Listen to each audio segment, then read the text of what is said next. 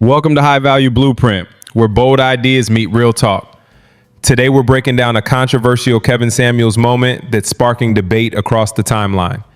Let's unpack it, challenge the narratives, and uncover the real truths behind the conversation. Their mothers. They don't have a heart to sit down and tell the mothers how they're infected. Hello? I can't hear you. There's no audio. You can't be heard. If you have on Bluetooth or something, you need to take it off and just have the speaker on. How many of you ladies have actually sit down and have a heart-to-heart conversation with your mother about, hello?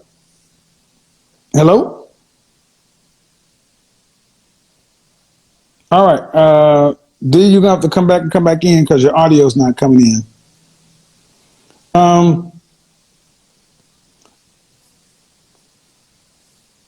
I think many of you ladies need to sit down and talk to your mother. It's not that she can change anything, but she might need to know how you felt about it going forward. Hello? Hello? So I was... Hold on. How old are you? I'm 18. Okay, a little too young for that. A little too young for that one. Here's Money D back. No offense, but 18, a little too young. You need to be drinking age for me to talk to.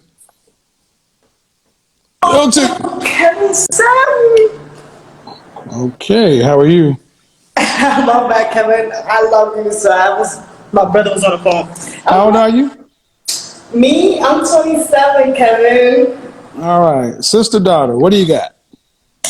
Well, Kevin, from what I'm seeing, yes, I agree with you. A lot of mothers are being like really cool with their daughters. Do me a favor. You gotta stay stable in one place and not walk around. You're making it hell on the viewers. Okay, are you married? No, Kevin, I'm single. Any children? No children. Were you raised with your mother, father, both? What? Yes, I was raised with both of them. Okay. And where are you at in the birth order? I was born in Dominican Republic. No, were you first, second, third, the birth order? I'm sorry. I'm second. I'm the little. Yes. You're the youngest? Yeah, I'm the youngest. I'm the sister. So, did you experience this growing up? Me and my mom, honestly, we cool, but we don't have that daughter and we don't have that close friendship like that. Like, we're not close. I don't tell her my personal business. She don't really know. Do you have a brother or a sister? I have a sister. Is your sister close to your mother?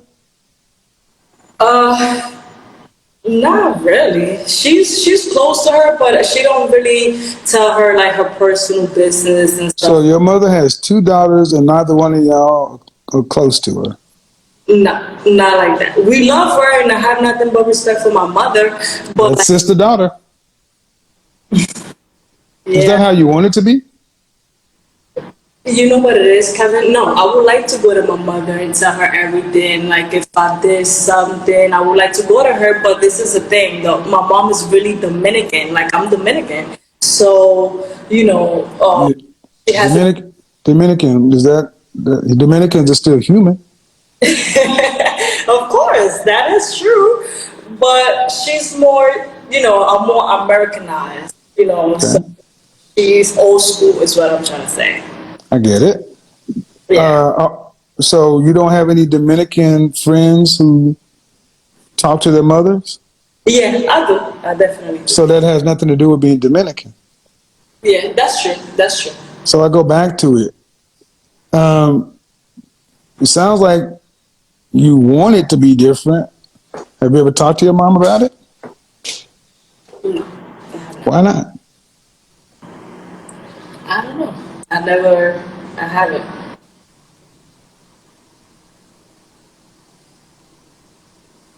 I have not. But I just wanted to ask, when you say sister daughter, are you implying like mothers are being too cool with their daughters to the point? No, I'm implying exactly what just happened with you. women who were raised by daughters and not gotten any love. They were just raised. They couldn't talk to their mothers. They admire, respect their mothers, but they're not close to them in any way. They fear their mothers. Right? And especially the prettier they are, the more problems it is.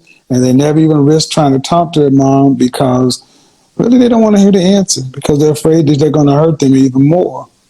But there's a sadness in you, no matter how you try to spin it, Dominican, old school or whatever. So, was your mother, have you met your grandmother? Yes. Your mother's mother? No, she passed away when I was, before I was even born. Okay. But Your mother's mother passed away before you were born. yes. How does your mother talk about her mother? Can I be honest? I never heard my mother speak about her mother. There you go. Hurt people. That's true. Y'all need to talk. My suggestion, do you ever want to have children? Kevin, that's what I want to. I'm Okay, hold on. Do you want to be married? after seeing your show, yes. Before And if you want children, would you like any daughters? I prefer a son, but yes, if God gives me a healthy baby girl, that's fine. You only want one child? I would like two or three. So you like 2 or 3 boys? At least one girl. 2 boys, 1 girl, or 1 of each. Okay. And then with the girl, how do you think you're going to raise her? I want to give her the love that I didn't get growing up. I want to make her comfortable where she can come to me and she can confide. But I don't want her to get too comfortable to the point where it's like, oh, I can't respect my mother because she's... See, there it is, people. There it is. Finally got out there. You guys don't know how to love women unconditionally. You feel like you got to punish them because that's what your mother did with you because your mother didn't get it growing up. And this is why you need to talk to your mom. This is why therapy is so important because saying, I want to love my daughter, but I don't want her to get too comfortable. So you still want her to be strong and independent and not need you. That is not healthy, chica. It's not supposed to be that way.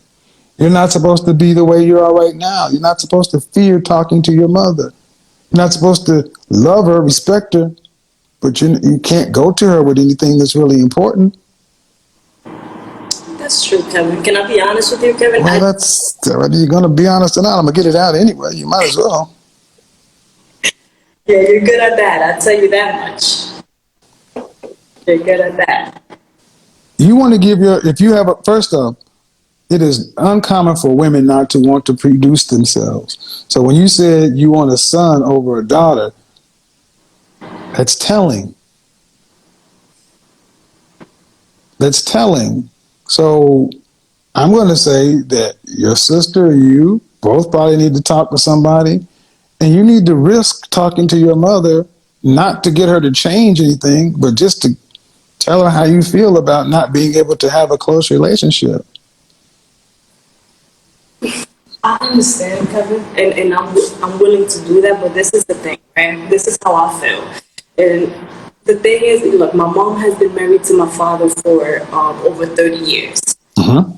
And she's more like whatever he says, that's what it's going to be. It's his way all the time. That's first and foremost. And secondly, to me, I'm more like, I like having options, not more though, but like... What does this have to do with talking to your mother? It does, because my mom is... No, what it has to do with everything. I'm scared. Don't be like, Your mother's married to your father has nothing to do with your relationship with your mother. You like having options is just, I like peanut butter. That means nothing. This is what I was talking about when I said sister daughter.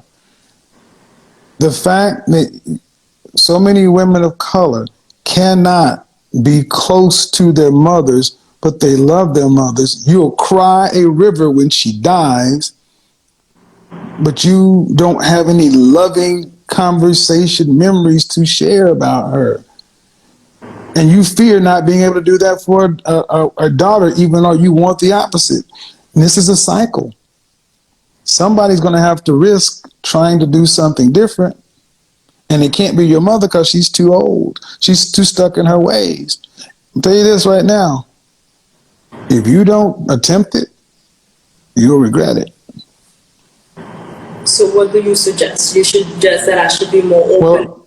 Well, you're not going to change your mother.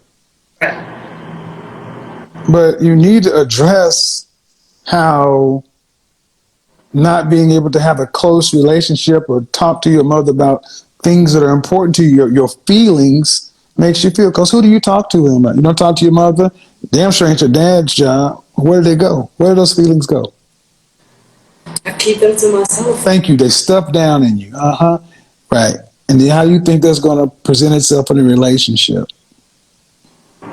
This is what we've learned. Unhealthy patterns of communication. That's why therapy is so important. You work that out with a therapist, but the most important thing is you said you want to get married and have kids one day. Do you want, I'll say this. You ready? Yes. Do you want your daughter to feel about you the way you feel about your mother in this regard? No. Then do something different today. This is a perfect example of sister-daughter. It's not your mother's fault, but, there is time left on the clock. Try to do something different. You can't undo what's already been done.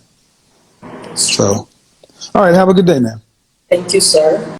All right, so let's get into this one. She's 27, single, no kids, and she says she wants marriage, she wants a family, she wants children, but then she drops the line. Men don't know how to love women unconditionally. And right there, I already knew what time it was. That one statement tells me everything I need to know. She's been programmed by that low-key feminist mindset that always wants to make women the victims and men the problem. See, this is what happens when a generation grows up on independent woman ideology but still expects traditional results. You can't cherry-pick tradition. You can't want a husband and a family but keep your feminist filter on, because that filter keeps you seeing men as defective instead of as leaders. Let's break this down logically. She says men don't know how to love unconditionally. First of all, love itself isn't unconditional. Every form of real love, friendship, marriage, partnership, parenthood, has conditions. The condition is respect, loyalty, cooperation, effort. Love without conditions is chaos. And that's why so many of these women end up disappointed, because they expect a man to give everything with nothing in return but their presence. She's sitting there saying she wants marriage, but at the same time, she doesn't trust men to love properly. That's like saying, I want to go swimming, but I hate water. You can't build a marriage on distrust. And let's keep it real. Most of these women don't even know what love looks like from a man because they confuse attention with affection. If a man isn't texting every minute, they think he doesn't care. If he tells them the truth, they think he's mean. If he has standards, they think he's controlling. That's not love. That's dysfunction. Now, I don't think she's a bad person.